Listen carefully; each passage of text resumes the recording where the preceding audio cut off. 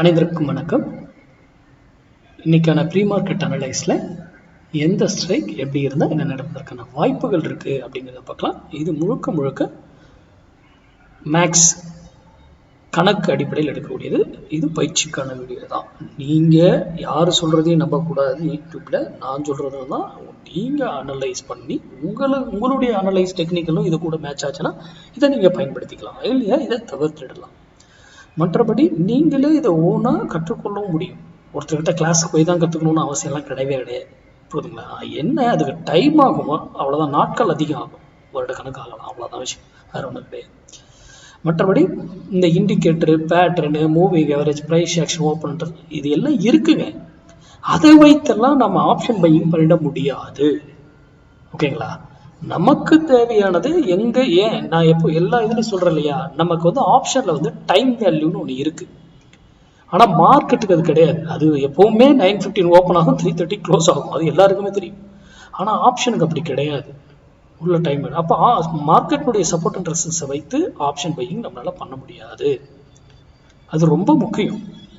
ஓகேங்களா? சரி, இப்போ நான் வந்து ஒரு ஸ்ட்ரைக்கு ஒரு இதை சொல்கிறேன்னா இது இந்த ஸ்ட்ரைக்கில் மட்டும் சொல்லக்கூடாது, முடியாதுன்னு இல்லைங்க. எந்த 25,300 கொடுக்கலாம், 25,100 கொடுக்கலாம், 25,000 கொடுக்கலாம், 25,400 கொடுக்கலாம், எனி ஸ்ட்ரைக்ஸ் நம்ம கொடுக்கலாம். இந்த ப்ரைஸ் நான் கொடுக்கக்கூடிய ப்ரைஸ் வரலனாலும் நம்மளால் எப்படி ட்ரேட் பண்ண முடியுது. ஆனால் அதுக்கு மேலே கீழே இருக்கிற வரைக்கும் அந்த டைரக்ஷன் என்னவோ அந்த டைரக்ஷனுக்கான ப்ரெஷரை கொடுக்கறதுக்கான வாய்ப்புகள் தான் அதிகமாக இருக்கும். அப்போ நீங்கள் அந்த ப்ரைஸ் இந்த புள்ளி வந்தால் மட்டும்தான் நீங்கள் எந்த முடிவும் எடுக்கணுமே தவிர அந்த இடத்துல உங்க டெக்னிக்கல் மேட்ச் ஆகும்போது நீங்க பயன்படுத்திக்கலாம், இல்லையே தவிர்த்துடுங்க. ஓகேங்களா? சரி, இப்போ நம்ம இன்னைக்கான லெவல்ஸ்ல எந்த ஸ்ட்ரைக் எப்படி இருந்தால் என்னென்ன பார்க்கலாம். அதுக்கு முன்னாடி நம்மளுடைய கிளாஸ் வந்து செப்டம்பர் 15 ஸ்டார்ட் ஆகுது. இது இன்ட்ராடே கிளாஸ், ஆப்ஷன் கிளாஸ் மட்டும்தாங்க, பொசிஷன்லாம் இதில் கிடையாது.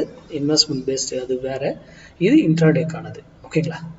சரி, இப்போ இன்னைக்கு 25,200 புட் இருக்கு இல்லைங்களா, அது வந்து 93 ருபீஸ்க்கு கீழே இருந்தால் நிஃப்டி ஏறுவதற்கு ட்ரை பண்ணும், மேலே ஏறுறதுக்கு பார்க்கும், அப்சைட் போகும்.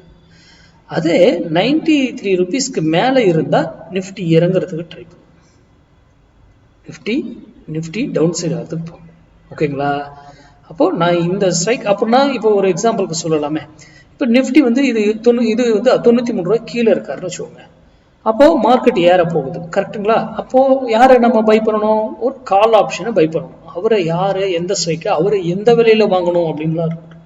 அந்த விலையில வாங்கினாலும் அவர் எவ்வளவு வரைக்கும் போவார், மினிமம் என்ன போவார், இதெல்லாம் நமக்கு தெரியணும்.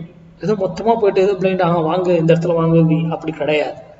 அதே அவர் 93 ருபீஸ்க்கு மேல இருக்காருன்னு வச்சுக்கோங்க, இவரை தான் வாங்கணும்னு அவசியம் கிடையாது.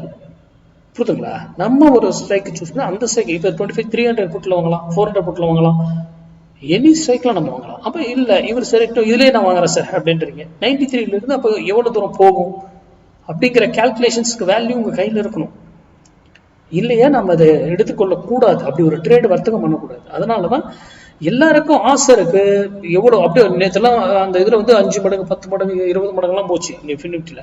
அவ்வளவு ஆசை இருக்கலாங்க. எக்ஸ்பீரியன்ஸ் நீங்கள் எல்லாம் இதானதுக்கப்புறம் அந்த மாதிரி ட்ரேட்ஸ் பண்ணலாம். மற்றபடி உங்களுக்கு ஒவ்வொரு நாளும் என்ன வேலை, ஒரு 30 நாள் நீங்கள் வேலை செய்கிறீங்க, 30 days வேலை செஞ்சால் தான் உங்களுக்கு மந்த் சேலரி கொடுக்குறாங்க.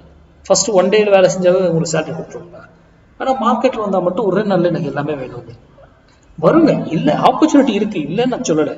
அது அந்த அளவுக்கு நம்ம அதை புரிந்து கொண்டு தெரிந்து கொண்டு அதுக்கப்புறம் அதை நம்ம செயல்படுத்தலாம்.